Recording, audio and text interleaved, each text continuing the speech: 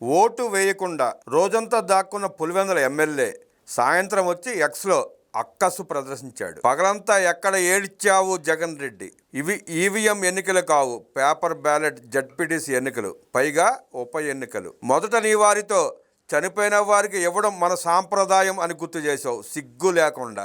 నంద్యాలలో నువ్వు ఆ సాంప్రదాయం దశాబ్దం క్రితమే తొంగలో తొక్కావు. నీకు తెలుసు ఆఖరికి ప్రజాస్వామ్యం ప్రకారం ఎన్నికలు జరిగితే నీ పులివెందులలో నీకు బూడిద పడదని, అందుకే ఆ సెంటిమెంట్ తెచ్చావని జనానికి తెలుసు.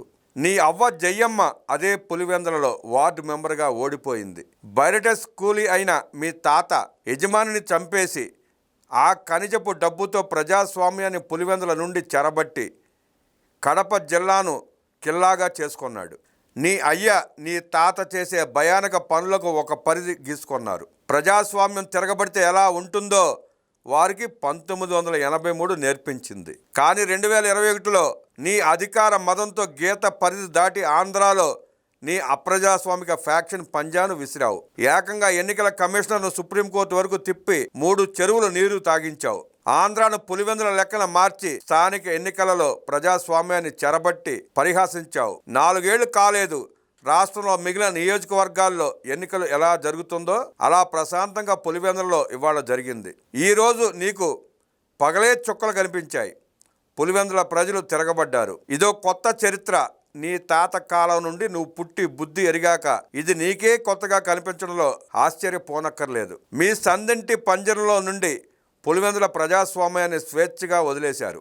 ఏంటి ఆ చిన్న జడ్పీటీసీని నీ నుండి లాక్కున్నారా? అదేమన్నా నీ తాత సొత్తు అనుకున్నావా? నీ వారసత్వ జాగీర్ అనుకున్నావా? అక్కడి ప్రజలను మనుషులుగా చూశారా మీరు ఎప్పుడైనా? వారి ఆత్మాభిమానం గురించి మీకు తెలుసా? 30 ఏళ్లుగా మీ సందింటి వారు శాసిస్తే ఏకగ్రీవం అయ్యాయి. ఎలా శాసించేవారో ప్రజలకు తెలుసు. అక్కడ ప్రజలకు కాస్తో ఇష్కిస్తో ఎప్పుడు పిలిచినా అండగా ఉండే వివేకానంద రెడ్డిని మీరు తెగ నరికినప్పుడే ఆ కనుసైగల గుడ్లు పీకేయాలని కసి ఉన్న జనాలకు ఈరోజు కలిసి వచ్చింది. మొట్టమొదటిసారిగా కడప టైగర్ ఉమేష్ చంద్ర సైనికులులా పోలీసులు పనిచేశారు. అసలు సిసరైన కాకి సింహాలు ఎదురైతే ఒంటేలు పోసుకునే పాలెగాళ్ళు లెక్కన తలుపులు బిడాయించుకున్నారు. ఇవాళ ఈ రోజుతోనే సందింటి ప్రజాస్వామ్యం సమాధి అయింది. రేపటి నుండి మళ్ళీ వస్తాం మీ అంతు చూస్తామనే నీ బోడి బెదిరింపులకు పోలీసులు అధికారులు కాదు కదా.